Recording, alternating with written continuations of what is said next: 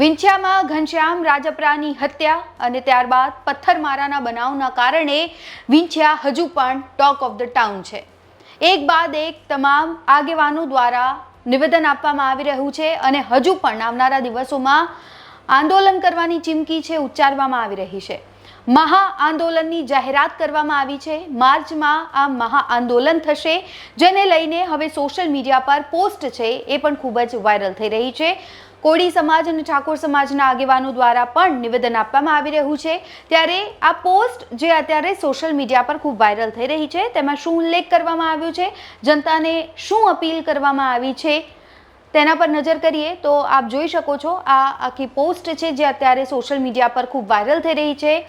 સમસ્ત ઠાકોર અને કોળી એકતા મિશન દ્વારા આ પોસ્ટ જે છે પોસ્ટ કરવામાં આવી હોય તેવું લાગી રહ્યું છે અને એમાં ઉલ્લેખ કરવામાં આવ્યો છે કે ચાલો વિંછિયા, આવો ગુજરાતમાં વસતા ઠાકોર અને કોળી સમાજના હકની લડાઈ લડીએ અને સમાજને બંધારણીય હક અપાવીએ, સમાજને ન્યાય અપાવીએ.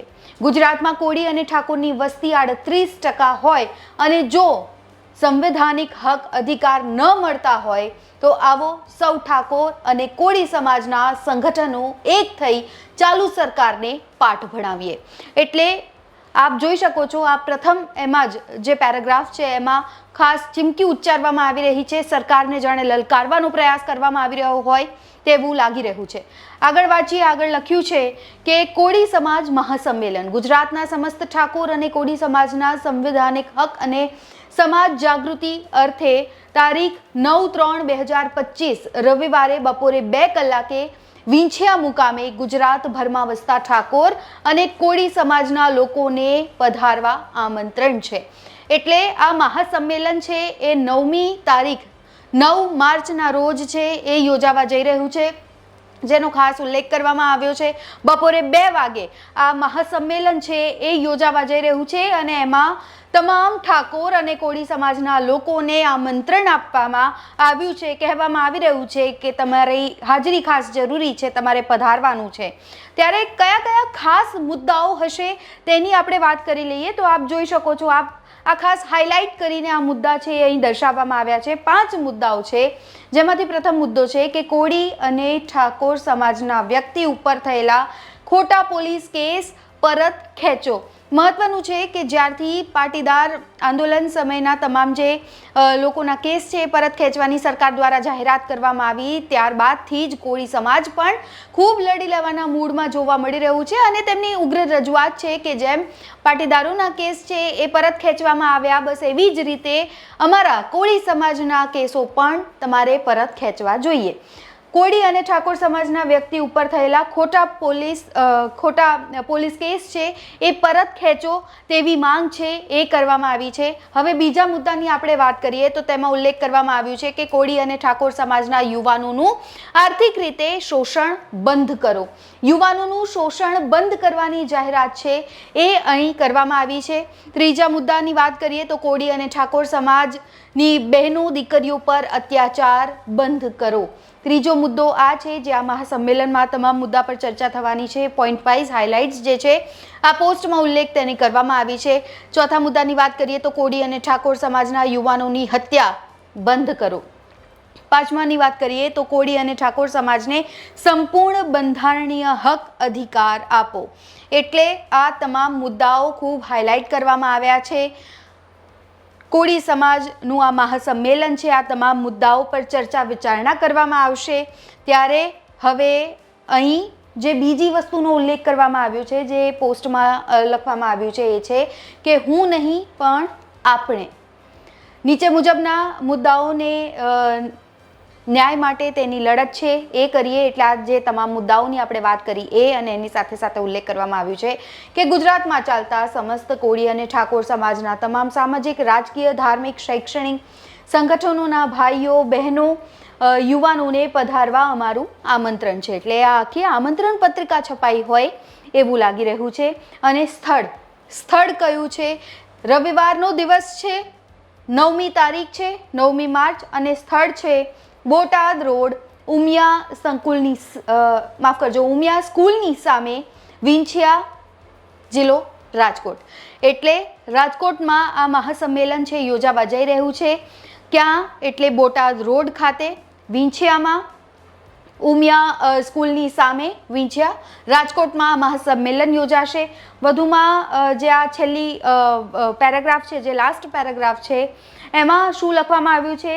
તો એમાં લખવામાં આવ્યું છે કે સમાજની વાત કરશે અને સેવા સ્વીકારવામાં આવશે. પછી સરકાર હોય કે સમાજના નામે ચરી ખાતા આગેવાનો ઉખાડી નાખો સમાજ વિરોધી પરિબળોને અને સમાજને ન્યાય અપાવો.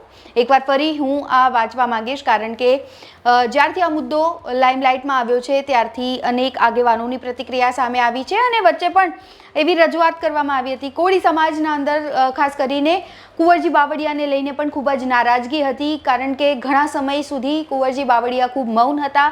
ઘનશ્યામ રાજપરાના કેસ સમય ત્યારે કદાચ હોઈ શકે કે એટલા માટે જ આવી પોસ્ટ છે એ લખવામાં આવી છે. ખાસ ઉલ્લેખ કરવામાં આવ્યું છે કે સમાજની વાત કરશે અને સ્વીકારવામાં આવશે. પછી સરકાર હોય કે સમાજના નામે ચરી ખાતા આગેવાનો ઉખાડી નાખો સમાજ વિરોધી પરિબળોને અને સમાજને ન્યાય અપાવો. આ સાથે જ જે લાસ્ટ પેરામાં ઉલ્લેખ કરવામાં આવ્યું છે, અહીંની આપણે વાત કરી લઈએ. હવે જે વાત કરવામાં આવી છે પોસ્ટમાં જે લખવામાં આવ્યું છે એ છે કે વસ્તી આધારિત સંવૈધાનિક હક આપો, નહીતર ખુરશી ખાલી કરો. સમાજને માત્ર વોટ બેંક ન ગણો. 38% વસ્તીનું એક ધારું શોષણ બંધ કરો. ચાલો એક થઈ સમાજની તાકાત બતાવીએ. આ જે પોસ્ટ છે તેમાં ઉલ્લેખ કરવામાં આવ્યો છે. મહત્વનું છે કે આ મહાસંમેલન છે એ યોજાઈ રહ્યું છે અને એમાં એકવાર ફરી જે ખાસ મુદ્દાઓ છે, એટલે એકવાર ફરી નેક્સ્ટ સ્લાઇડ જોતા પહેલાં આ તમામ મુદ્દાઓ પર એકવાર ફરી નજર કરી લઈએ. મારા સહયોગી પ્રિતેશ રાવલ છે એ આપને આ તમામ પોસ્ટ છે એ બતાવી રહ્યા છે, વિઝ્યુઅલ્સ છે એ બતાવી રહ્યા છે. કોળી અને ઠાકોર સમાજના વ્યક્તિ ઉપર થયેલા ખોટા પોલીસ કેસ પરત ખેંચો. આ મહાસંમેલનમાં આ તમામ મુદ્દાઓ પર ચર્ચા થવાની છે. આ સાથે જ કોળી અને ઠાકોર સમાજના યુવાનોનું આર્થિક રીતે શોષણ બંધ કરો. કોળી અને ઠાકોર સમાજની બહેનો દીકરીઓ પર અત્યાચાર બંધ કરો. કોળી અને ઠાકોર સમાજના યુવાનોની હત્યા બંધ કરો. કોળી અને ઠાકોર સમાજને સંપૂર્ણ બંધારણીય હક અધિકાર આપો. આ પોસ્ટમાં જે પ્રથમ પોસ્ટ છે તેમાં તમામ વસ્તુનો ઉલ્લેખ કરવામાં આવ્યો છે અને કહેવામાં આવ્યું છે કે ચાલો વિંછિયા. રવિવારના રોજ આ કાર્યક્રમ છે યોજવામાં આવી રહ્યો છે.